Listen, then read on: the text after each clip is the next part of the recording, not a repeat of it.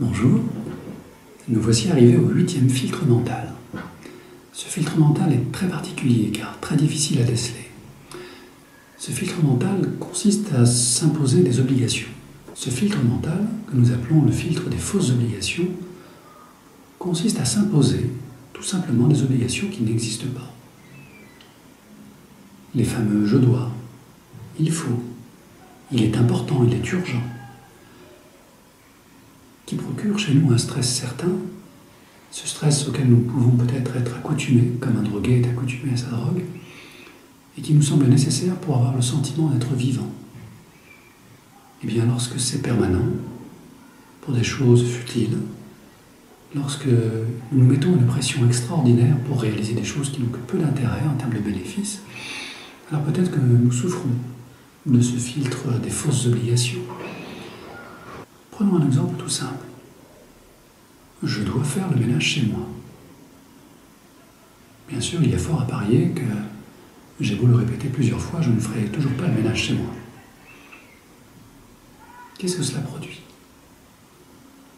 Tout d'abord de l'insatisfaction, puis un sentiment de culpabilité.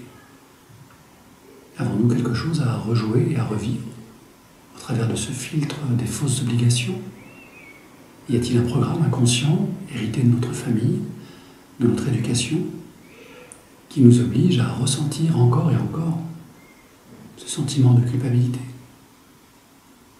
Un filtre n'est pas là par hasard.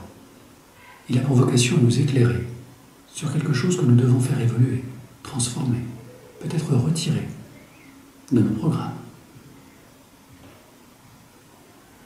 Bien sûr, nous pouvons nous sentir coupables, mais nous pouvons aussi culpabiliser les autres. Ce n'est jamais que l'autre versant de la même pièce. Et l'on peut s'entendre dire, après tout ce que j'ai fait pour lui, c'est comme ça qu'il me remercie. L'idée, bien sûr, derrière tout ça, c'est de ressentir toujours la même émotion. Émotion qui va sûrement faire écho à une blessure que nous avons profondément inscrite en nous, mais que nous n'arrivons pas à identifier, tellement nous sommes absorbés par cette distorsion de pensée. Ce filtre peut être atténué en acceptant d'en prendre conscience, de le reconnaître. Effectivement, je vis beaucoup dans l'obligation. J'ai un niveau d'exigence très élevé.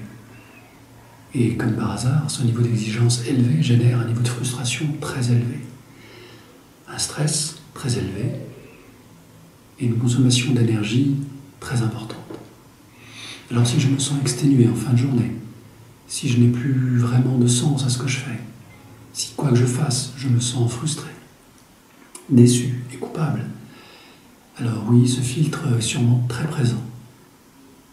Et il convient de tout simplement lister tous ces je dois, tous ces il faut, il faudrait. Toutes ces exigences que vous avez, mettez-les sur le papier. Et commencez à les trier. Commencez à vous rendre compte de celles qui sont vraiment importantes et urgentes.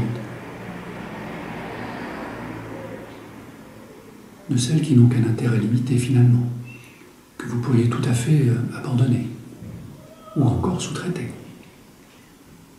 Rien ne vous oblige à tout faire, si ce n'est vous-même. Personne ne vous condamne à porter tout le poids de votre vie et de la vie des autres, sans vous accorder un instant de répit et de repos.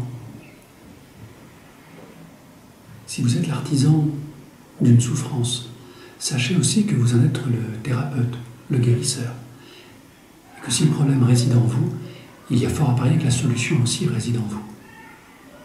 Alors, comportez-vous comme des archéologues et commencez à creuser, à chercher derrière ce masque la blessure, le trauma, la peur qui s'y cache, la croyance aussi. Et commencez à modifier tout cela. Testez, voyez comment votre entourage réagit, vous ressentez peut-être une nouvelle façon d'être aux autres et au monde. Et si cela vous convient, si cela est bon pour vous, eh bien persévérez. À chaque problème, il y a une solution. Alors, trouvez-la. Merci.